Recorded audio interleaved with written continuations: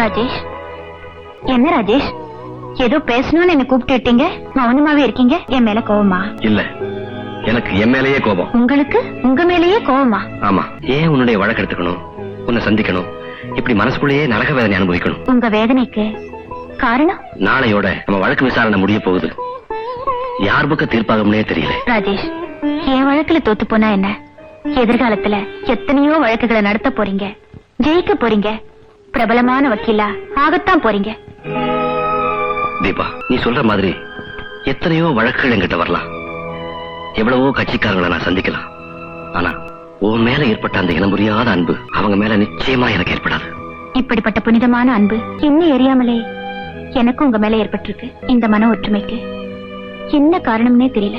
எனக்கு தெரியும், நாம 2 பேருமே திருமண வாழ்க்கையில தோத்து போனவங்க. அதனால இந்த வழக்குல ஜெயிச்சு நம்ம வாழ்ந்து காட்டணும்.